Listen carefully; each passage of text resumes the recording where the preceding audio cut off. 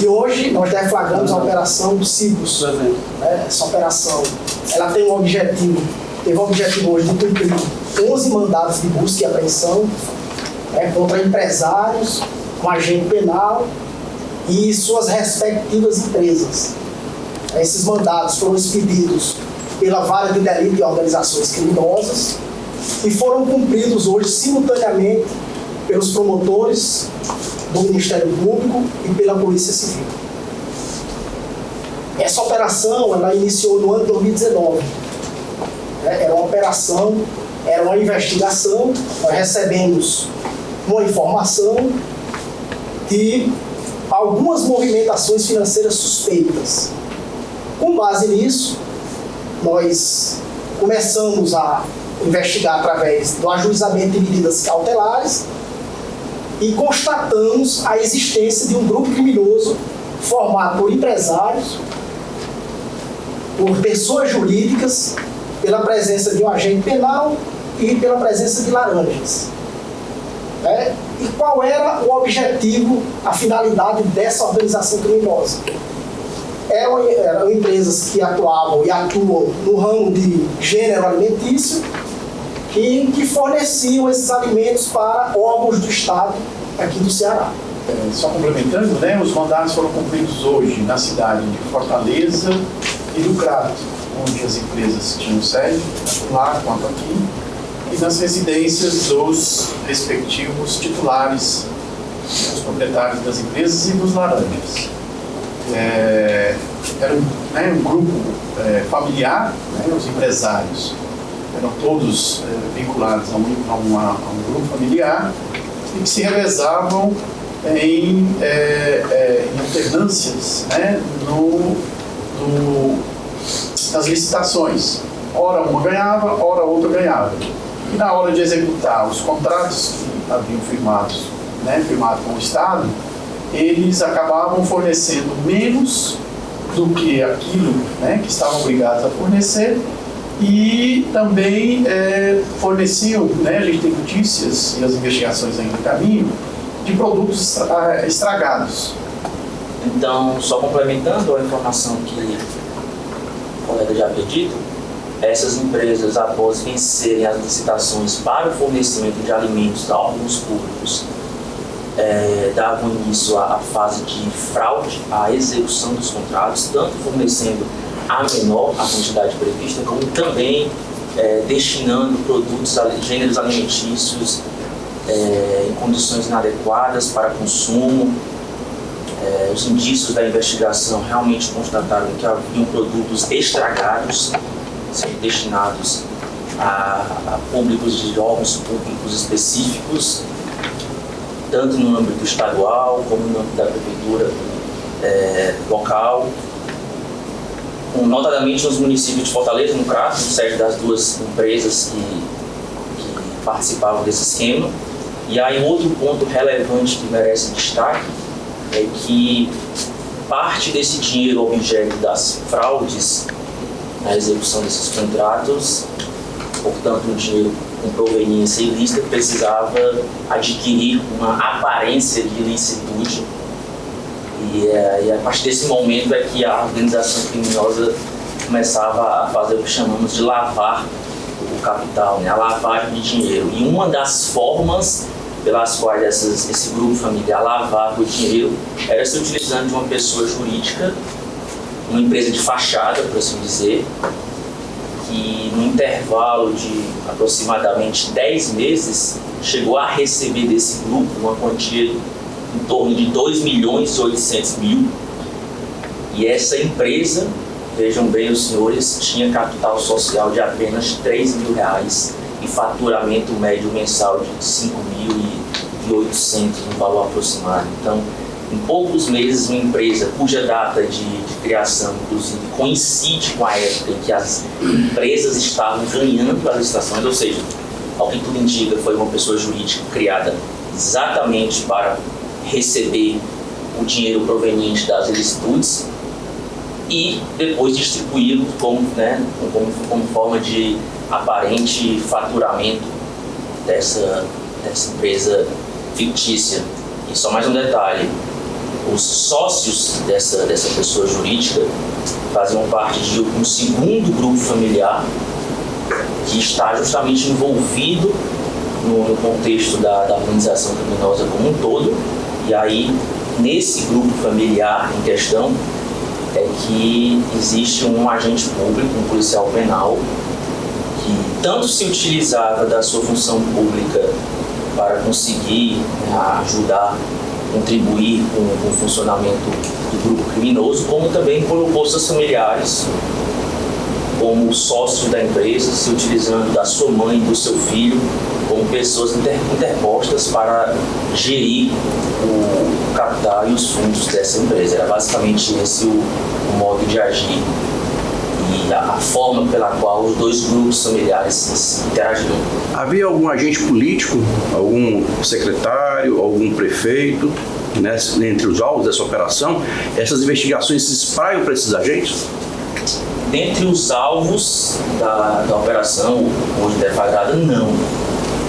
Mas, obviamente, a investigação vai continuar e se vier a ser descoberto algum agente público de nível hierárquico superior, né, com certeza o GAECO, a polícia vai continuar as diligências para entender qual é a participação e qual o nível de contribuição dentro desse sistema. Esses alvos de hoje estão presentes em outras prefeituras, em outros órgãos públicos? Sim. As empresas licitantes, as duas daquele grupo familiar originário, elas somavam, aliás, elas dominavam praticamente mais da metade dos contratos públicos referentes a fornecimento de alimentos no estado do Ceará para várias prefeituras. Então era um domínio que esse grupo fazia de modo alternado. Então sim, são vários órgãos públicos de diferentes setores e de diferentes municípios que tinham contratos, não necessariamente contratos ilícitos, mas que tinham contratos com essas empresas de fornecimento de alimentos. Aqui detalhe 200 milhões em movimentação. Só na prefeitura, só nesse órgão da penitência, nesses três órgãos, não, ou estando... Pronto. A quantia de 200 milhões foi a quantia global, envolvendo todos esses contratos que eu falei, dentro de um intervalo, de um recorte de aproximadamente um ano. Em apenas um ano foi esse faturamento? Aproximadamente 200 milhões não de faturamento, de movimentação. Tanto dinheiro entrando direto dos contratos, como também de outras pessoas, terceiros, que foi justamente, né, nessa época, entre 2018 e 2019, que os órgãos técnicos que fazem o controle de relações financeiras no Brasil detectaram movimentações suspeitas e aí, dada a obrigação legal, comunicaram o Ministério Público, né, e especificaram quais eram as movimentações. E aí, a partir disso, é que a investigação foi iniciada. Então, só nesse ano de 2019 foi esse faturamento, essa movimentação. Essa investigação de hoje, essa operação é deflagrada para esse ano de 2019. Isso, estamos investigando a partir daí. E a investigação já vinha, né, tramitando, então já existem também outros elementos indicativos de que esse esquema não só aconteceu em 2018 e 2019, como ele teve continuidade nos anos seguintes, inclusive, atualmente, a organização, ao que tudo indica, continua operando. É equivocado eu presumir que chega a 1 bilhão, já que foi 200 milhões por ano? Não, de forma alguma. Juntando o que foi apurado em relatórios financeiros de outros exercícios, de outros anos, há uma cifra que se aproxima de 1 bilhão. Não necessariamente ilícita, né, fazendo essa ressalva. Mas sim, estamos falando de um grupo familiar empresarial que chegou a movimentar ao longo desses anos quase 1 bilhão. Doutor, quais são os órgãos que essas empresas forneciam alimentação? Era alimentação também para o sistema penitenciário, por exemplo, para os presídios? O release já informa, né, que eram vários órgãos do Estado, inclusive Secretaria da Saúde, Secretaria da Educação e Sistema Prisional, sim. Era o foco. Unidades hospitalares, incluindo UPAs, estabelecimentos prisionais e unidades de ensino. Eram os setores que mais recebiam alimentos dessas empresas. Os secretários das respectivas partes foram ouvidos na época da investigação? Não, porque a investigação não, desde o início ela não estava, não havia nenhum tipo de indício de participação dos secretários. Até é bom deixar isso claro. Que foi que até que a gente identificou. Isso. A gente identificou que eles também eram enganados.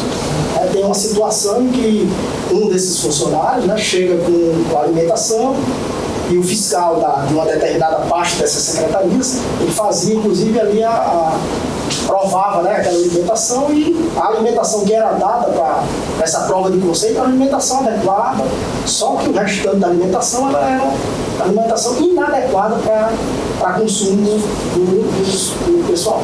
Porque essas duas grandes empresas, elas de fato existiam, trabalhavam, né, tinham uma expertise no ramo, inclusive com atuação em outros estados da federação, mas elas se aproveitavam disso para fraudar principalmente a execução do contrato, oferecendo, destinando quantia menor, inadequada, produtos estragados para assim lucrar, né, e a partir disso fazer a movimentação que a gente comentou. Na operação de hoje, o que foi apreendido? Hoje apreendemos celulares, equipamentos eletrônicos, documentação vinculada a essas empresas, e todo esse material é justamente para confirmar e trazer novos elementos para a investigação. Inclusive a possibilidade de a gente encontrar dentro da investigação agentes públicos envolvidos, notadamente na questão das licitações, que eram redirecionadas. Essas licitações eram redirecionadas para essas empresas. Cláusulas que limitavam ali a competitividade e acabavam direcionando, porque só essas empresas tinham capacidade para atender aquela demanda. Essas buscas e apreensões, elas funcionam tanto como meio de obtenção de prova, a fim de confirmar indícios que o Ministério Público, o GAEP em específico, apurou de outros elementos, como também o que foi colhido hoje servirá para aprofundamento da investigação e aí possivelmente revelar outros empresários ou alguns públicos que estejam envolvidos nessa organização. É costumeiro nessas investigações o saque em dinheiro. Se já tiver esse acesso a essa movimentação financeira, há um volume expressivo em saques em dinheiro? Saques em espécie é justamente uma das formas pelas quais os órgãos ligados ao Banco Central sinalizam ao Ministério Público que existe a tal da suspeita de uma movimentação ilícita. Saques em espécie abaixo do limite permitido, depósitos fracionados, pagamentos para empresas de fachada, empresas que estão recebendo muito acima do seu capital social e do seu faturamento. Então, nós recebemos dos órgãos do Banco Central uma série de indícios, como saques em espécies, que sinalizavam para essa movimentação ativa. Doutor, se essas licitações já eram moldadas para essas empresas, não tinha alguém do Estado envolvido nisso? As investigações que a gente já fez anteriormente mostram que geralmente tem sim o envolvimento de agentes públicos. Mas nós estamos numa fase muito embrionária da investigação e ainda não chegamos, se é que existe, na participação de servidores públicos, acreditamos que sim, possa haver, mas isso as investigações é que irão, o procedimento das investigações é que irão mostrar. Em princípio, não temos a indicação de envolvimento de agentes públicos. Esse policial penal investigado, ele de alguma forma favorecia esses contratos dentro do sistema penitenciário ou ele agia só externamente, realmente como um empresário? Não, ele é o que a gente levantou até agora, ele seria um dos empresários ou de quem estava por trás dos empresários que receberia ou que lavaria esse dinheiro. Nós temos de azul, dois empresários aqui identificados, empresário A e empresário B, que são familiares, são pessoas ligadas ao mesmo grupo, têm uma relação de parentesco. E esses dois empresários são sócios proprietários de duas grandes empresas responsáveis por essa movimentação aí na ordem de milhões, aqui identificadas como empresa 1 e empresa 2. E qual que era o ramo de atuação dessas empresas? Elas tinham já uma grande experiência no fornecimento de alimentos, de produtos alimentícios a órgãos públicos. Não só aqui no estado do Ceará, como em outros estados. Mas especificamente aqui no Ceará, que é que levantou a suspeita inicial, né, e deu origem a essa investigação, é que a época, tanto nos anos anteriores ao início da investigação como nos posteriores, toda licitação, melhor dizendo, né, a maioria que envolvia contratos para fornecimento de produtos alimentícios estavam sendo vencidas por essas duas empresas e elas se alternavam, como já dito aqui, ora uma participava, ora a outra, justamente para não levantar suspeitas e não demonstrar que havia sim um vínculo familiar. Mas o vínculo familiar é tão forte que a empresária B já chegou a ser proprietária da empresa 1. E depois deixou com o seu outro familiar e foi a empresa 2. Então era um núcleo familiar. E aí, como eles se favoreciam nessas licitações, como eles conseguiam ter acesso a cláusulas que limitavam, de certo modo, a competitividade, é o que a investigação ainda vai apurar. Mas o que se sabe hoje, pelo menos em caráter indiciário, é que tinham duas pessoas nesse grupo familiar que são peças-chave para o funcionamento dessa organização. São elas a esposa do empresário A, que funciona como sócia, e a irmã do empresário A, que era à época funcionária dessa empresa. E, lógico, essas pessoas aqui têm vínculos com outros particulares, com outras pessoas jurídicas, mas ao que interessa a nossa investigação, esse grupo familiar, que é todo um grupo familiar, pegava parte desse dinheiro proveniente dos ilícitos ligados à fraude nos contratos licitatórios e se utilizava da empresa 3, aquela pequena pessoa jurídica de capital social de R$3.000, faturamento de R$5.000, e transferiam aos cofres dessa empresa, aqui identificada como empresa 3, valores milionários, né? Num pequeno recorte que fizemos de aproximadamente 10 meses, essa modesta empresa 3, que inclusive funciona numa residência onde os próprios sócios moram, é uma casa e empresa ao mesmo tempo, ela recebeu aproximadamente 2.800.000, ou seja, uma movimentação absolutamente incompatível com a atividade comercial por ela exercida e também sem uma justificativa aparente ou minimamente plausível que justificasse essa repentina ascensão financeira de uma empresa que havia acabado de ser criada. Então, basicamente, em resumo, esses dois empresários familiares tiraram parte do dinheiro ilícito, jogaram nessa empresa, justamente aquilo é o que chamamos de primeira fase do crime de lavagem de capitais, é a introdução do dinheiro proveniente de ilícito para então ocultá-lo, para então gerar uma dissimulação e posteriormente reintroduzi-lo no mercado com a aparência ilícita, né? É a terceira e última fase do crime de lavagem, a recolocação do dinheiro. E aí, para finalizar essa explicação, quem que operava essa empresa 3? Né? Ela precisava de sócios distintos daquele grupo. E aí é que surge a figura do agente penitenciário, policial penal. Dada a sua condição de servidor público, obviamente ele não podia exercer atividades empresariais, e aí ele se utilizava de duas pessoas interpostas para figurar no contrato com o administrador da empresa. Justamente o seu filho e a sua mãe.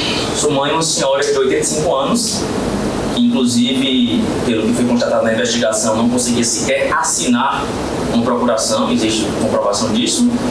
Ela funciona como sócia proprietária dessa empresa, ou seja, claramente o agente penitenciário se utilizava com seus familiares como pessoas interpostas, como laranjas nesse esquema. E aí a ligação do agente penitenciário com outros órgãos ou com outros particulares é o que ainda será objeto de apuração no curso da nossa investigação.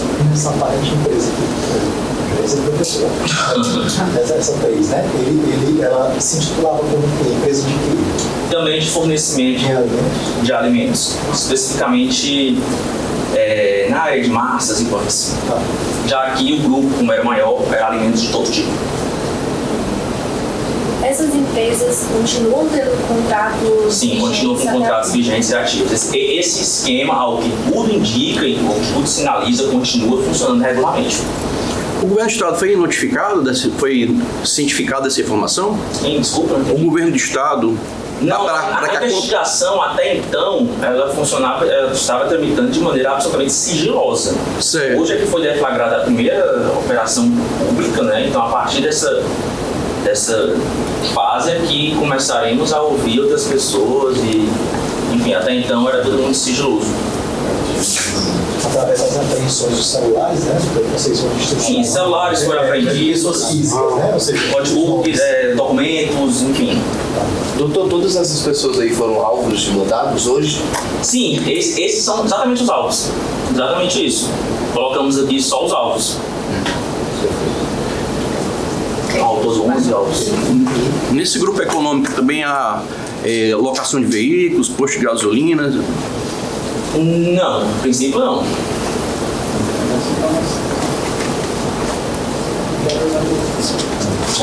Tá bem restrito ao fornecimento de alimentos. Uhum. E aí, bem especializado então, né? Porque o processo licitatório também estava regular, aparente com aparência de irregularidade.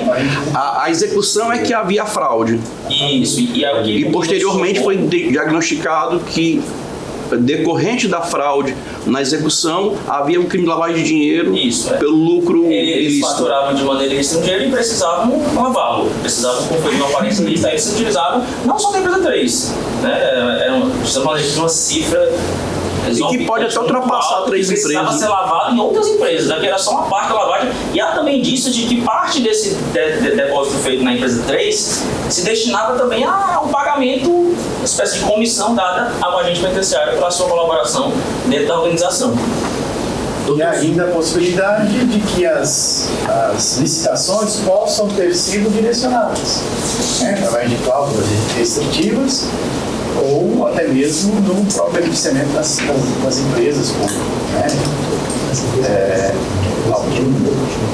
algum vínculo com algum supervisor, enfim, algum secretário, mas nós ainda não apuramos isso. Doutor, só para deixar claro, a movimentação de 200 milhões foi entre os anos de 2018 e 2019, não é isso? Sim, mas considera o global de vários contratos. Sim. É só para dizer que, aí respondendo a sua pergunta, essas duas empresas aqui, 1 e 2, elas já tinham faturamento alto. Era um faturamento já na ordem de milhões, só que não chegava a 200 milhões. Então foi isso que chamou a atenção à época dos órgãos de controle financeiro. E só em relação ao produto, né, alimentos prontos, preparados, que iam para, você falou, instituições de ensino, né, seriam escolas, por exemplo. Escolas, hospitais também. Inclusive, o principal foco maior do fornecimento eram as unidades hospitalares e estabelecimentos prisionais. E aí o que nos causou certo espanto é porque não era apenas um produto inadequado, eram produtos estragados. Há indícios de que, a título meramente exemplificativo, pães mofados eram servidos, quentinhas estragadas com feijão com cheiro forte, relatos de pessoas afirmando isso, frutas com larvas. E, inclusive, só reforçando para a gente aqui, jornalistas, também, que naquela toda aquelas denúncias, vocês lembram dos campos policiais, que as famílias chamavam a gente, não sei o que, para falar de comida estragada, a gente sempre, né, tinha a impressão que era direto do próprio diretor, aquela coisa toda, né? Mas depois da investigação a gente vê que da empresa. Que é algum fundamento, né? Que mostrar que eles mesmos, o pessoal do sistema prisional, eles eram donados, eram ludibriados. Isso, é importante. A gente tem que ter esse cuidado aí, justamente para que não passe a impressão de que havia anuência deles com relação a esse tipo de situações. Porque não era só eles, né? Vários setores, não Os só setores da educação, né? Os hospitais, a educação também, as escolas. Doutores. E aí, só confirmando o que ele falou, tanto nos hospitais quanto nos presídios, vários funcionários, vários diretores dessas unidades, assim que detectavam que algo estava ali inadequado, já notificavam as empresas, ou seja, demonstravam a boa-fé. Então, de fato, as UPAs, os hospitais, escolas e presídios estavam, sim, os setores competentes estavam sendo enganados, lesados pela atuação dessa organização. Para quem não acompanha, a comissão licitante, há uma identidade, uma coincidência de comissão licitante, são os mesmos membros. Quem eram os responsáveis? Assim, as unidades prisionais não tinham um processo licitatório. Havia quem fazendo esse processo licitatório? Como a investigação, em um primeiro momento, focou mais na questão da execução dos contratos, era o que estava chamando a atenção à época, essa pergunta vai ser revelada agora no curso das próximas diligências, né? Porque primeiro identificamos a fraude na execução, o fornecimento do objeto contratado. E agora sim, percebemos que há indícios fortes de possível direcionamento, favorecimento, colocação de cláusulas limitantes de competitividade, etc. Então agora sim a gente vai identificar se existiam ou não agentes públicos e comissões responsáveis por isso. Doutor, só para terminar, dá para quantificar quantos contratos essas empresas já celebraram com o Estado aqui do Ceará? Nós temos esse número, sim, na investigação. Nós levantamos, inclusive com o número de quebra de sigilo de dados bancários e fiscais autorizados judicialmente, levantamos um número de contratos. Mas eu confesso que não lembro agora com precisão. Posso te dar essa informação depois, vendo direitinho os autos do procedimento. Cerca de... Pelo menos. Eu sei que mais da metade dos contratos que firmados, né, no estado do Ceará, estavam sendo representados por essas duas empresas. Agora a quantidade, confesso que eu tenho receio de dizer o número e estar me confundindo com algum outro. Posso pegar e passar para vocês, doutor? Passa aí. Só uma dúvida, era só o estado do Ceará ou também prefeituras? Prefeituras. Essas empresas eram muito atuantes no mercado, então elas faziam contratos com prefeituras tanto do estado, de municípios cearenses como de outros estados. Mas hoje o alvo é só os contratos estaduais, não municipais. Não é isso que está sendo investigado? Nossa investigação é a atuação no estado do Ceará como um todo. Seja de prefeitura, seja a nível estadual. Só para não ter o equívoco da nossa parte, da minha parte. Esses 200 milhões eram contratos globais, incluindo municípios e estados? Isso, é o global. É movimentação, né? Movimentação global, eu até ressaltei, não é? Movimentação da empresa, né? Isso. Das empresas. É só para mostrar que eram empresas que estavam ali movimentando dinheiro nessa cifra. Pode haver contratos maiores e a movimentação financeira foi essa, é isso? Porque a gente tem que ter uma noção de uma diferença. Um exemplo só, né, para tentar explicar. Ele tem a empresa 3 e essa empresa 3 ela tem ali o capital social dela de R$5.000, certo? Então, os órgãos de controle, eles têm uma noção do que é declarado, do que é mais ou menos movimentado pelaquela faixa de valor que está declarada. Então, por exemplo, se você declara ali que você recebe R$5.000 anualmente e você tem uma movimentação na conta de 200 milhões, aí a movimentação na conta é de 200 milhões. E essa movimentação, ela às vezes, ela conta crédito, ela conta débito, ela conta o que foi movimentado naquela conta. Mas, por exemplo, qualquer um de nós aqui, se tiver no período de um ano uma movimentação de 200 milhões, isso vai chamar a atenção do órgão. E aí o que ele considera? Ele considera isso uma movimentação atípica. E aí a lei diz, olha, você tem que informar devido a essa movimentação atípica. E como o doutor Bruno falou, ela pode ser por saque em espécie, ela pode ser por movimentação incompatível com a renda declarada. Então ela tem uma série de requisitos que o órgão regulador é obrigado a informar. E a partir disso, a gente faz uma primeira análise para verificar se essa movimentação ela realmente é incompatível, e a partir daí a gente começa a fazer diligências para tentar entender o que está acontecendo.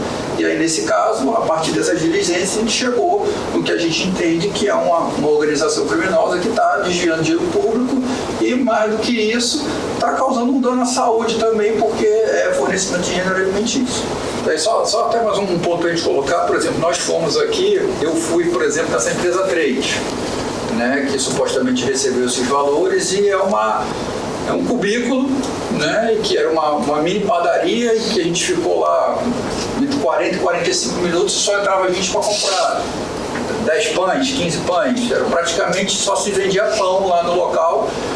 E aí, para os senhores também entenderem toda a dinâmica de como funciona, a gente, durante o cumprimento do mandado de busca e apreensão, a gente descobriu que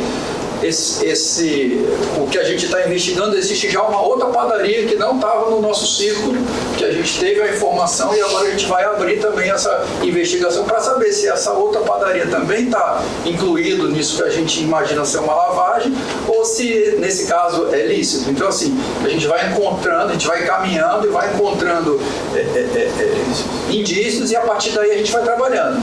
E só também para hoje em dia, é muito mais fácil. Antigamente, quando a gente trabalhava com licitação, na época da carta convite, era muito mais fácil a gente pegar a questão do conluio, porque era a forma que era feita a carta convite era uma forma muito rudimentar.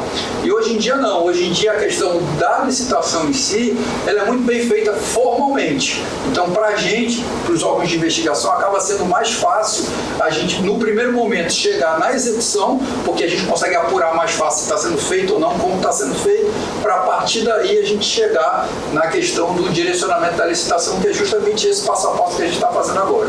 Pronto, somente com o estado do Ceará, intervalo aí de uma década, considerando 2010 a 2020, essas duas empresas, elas firmaram mais de 110 contratos que superam a cifra de 1 bilhão.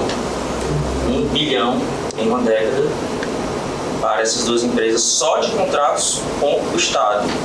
Ainda tem mais de 110 contratos, é isso?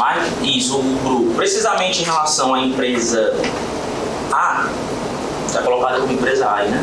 A primeira, pronto. Empresa 1. A empresa 1, em relação à empresa 1, foram 52 contratos firmados apenas com o governo. E com a empresa 2 foram 63 contratos. Fora, repito, as avanças firmadas com órgãos municipais. Entre 2010 e 2020, na última década. Só para demonstrar o aporte financeiro dessa empresa. Então era muito fácil eles continuarem fazendo o serviço, entregando e ao mesmo tempo fazendo a fraude. Isso, exatamente isso, porque obviamente muito desse dinheiro, desse valor aqui estava circulando de maneira lícita, de maneira legal. E parcela dele era desviada, era objeto de fraude, enfim, dentro desse esquema. Doutor, mas a investigação ela só reuniu indícios a partir de 2018, né? A gente não pode falar que antes disso há indícios de fraude. Não, perfeito, não podemos. Pelo menos as movimentações suspeitas foram detectadas a partir de 2018. Obrigado. Ok, gente? Só para o doutor Breno, você disse que foi numa padaria, né? Qual foi o bairro dessa padaria? Microfone, Camila, microfone. É Mota do Rocha. Mota do Rocha? Obrigado. Então foi em Fortaleza a visita à padaria? Sim. Obrigado, doutor. Ela pergunta principal, quem são as empresas? Essa ainda não. Os autos ainda estão sob sigilo.